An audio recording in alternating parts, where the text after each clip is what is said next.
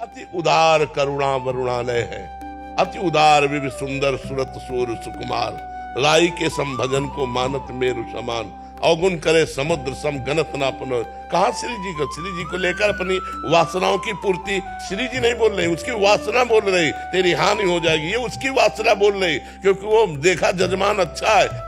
ऐसे किसी के श्रद्धालु भक्त की हृदय की भावनाओं को ठेस पहुंचाया जाए तो हम ऐसी भावनाओं का आदर नहीं करते। ये सब धंधेबाजी है। हमारी श्रद्धा है कि हमारे पास 1 लाख रुपया है तो उसमें कह सकते हैं कि देखो 1 लाख में इतना बन पाए, वो उसमें चलेगा। लेकिन आप हमें श्री जी प्रेरित कर रहे हैं, आप बनवाओ, नहीं बनवाओगे तुम्हारे परिवार की हानि हो जाएगी, ये उसकी वासना बोल रही, बोलने वाले की। श्री जी नहीं बोल रहे। अरे श्री जी तो घोर पापियों पर भी कृपा करती है, घोर दुराचारियों पर भी कृपा करती है, और अपने श्रद्धालुओं का श्री जी घर बर्बाद कर देंगे। हमारी श्री जी तो अति उदार भी सुंदर, करुणा कर उदार राखत कछु नसार, दसन बसन लागत जब देन। ये सब स्वार्थी लोग बात करते हैं, दूसरों की श्रद्धा को डगमगा देते हैं। बहुत गलत चल रहा है। अब उसके पास बेचारे हम कह रहे होते हुए भी श्रद्धा होनी चाहिए। उन्होंने कुछ देना चाहा तो कह रहे इतने से नहीं होगा, और चाहिए। ऐसे लोगों को 25 पैसे नहीं देने चाहिए। श्री जी उतने राई के संभजन को मानत मेरु समान। राई कितना छोटा दाना होता है, छोटी सी सेवा को पहाड़ की तरह मानते हैं। ऐसे हमारे भगवान, ऐसे श्री जी है।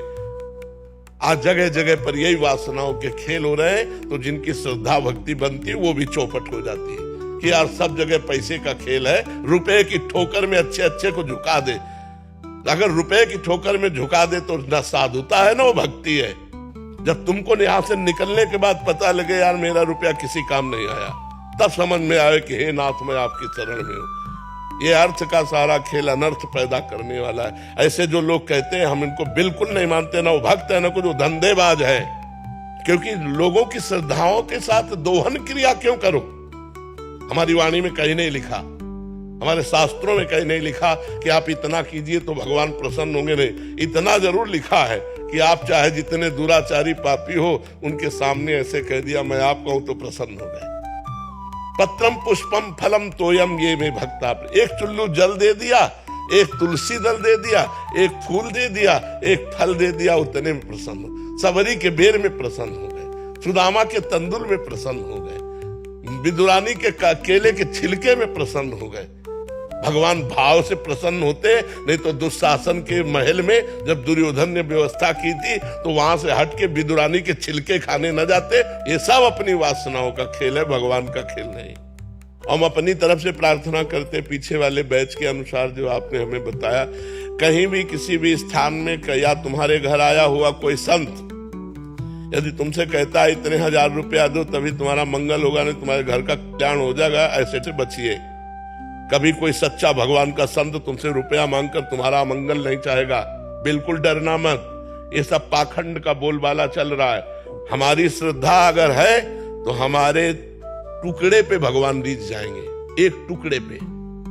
भगवान ने कहा है पत्रम पुष्पम फलम तोयम ये में भक्ता। एक चुल्लू जल पे भगवान रीझ जाएंगे। एक रोटी का टुकड़ा लेकर ना आंसू आते हुए जब कहोगे नाथ मुझ गरीब के पास, तो इतने से काम हो जाएगा। पापी को रुपया चाहिए यार, संसार को रुपया चाहिए यार, मतलब रुपये से सब बिकने वाले हैं। फिर वो स्थान कौन रह गया जहां कोई गरीब की सुन सके, जहां कोई भाव देख सके, आंसुओं की भाषा समझ सके, वो स्थान कहां रह गया?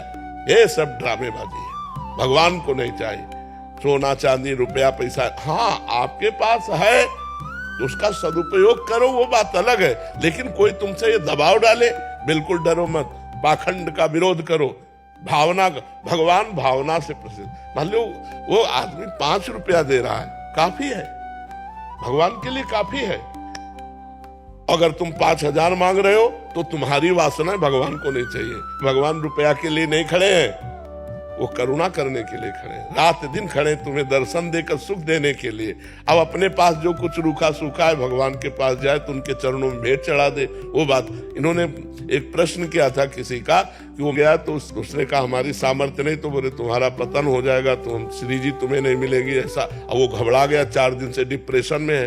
तो ऐसी बातों को कभी कोई भी स्वीकार मत करो। श्री जी ठाकुर जी अगर ऐसे लेन देन में हो तो अरबपति लोग ठाकुर जी को खरीद ले, हम लोग गरीब लोगों को भगवान मिले ही ना। लेकिन आज तक कथा में जहां भी आपने सुना है तो भगवान दीन बंधु हैं, भगवान दीनों को मिले। सुदामा के जैसे तंदुल खाए वैसे किसी के 56 भोग नहीं खाए, सबरी जी के जैसे बेर खाए वैसे सरा सरा के भगवान किसी ने 56 भोग नहीं पाए। विदुरानी के जैसे केले के छिलके खाए वैसे भगवान किसी यज्ञ में प्रशंसा नहीं की। इसलिए हमारी सबसे प्रार्थना, निडर रहो, धर्म से चलो, जहां तुम्हारी श्रद्धा बने वहां अपने पान फूल अर्पित करो, उसी से मंगल होगा।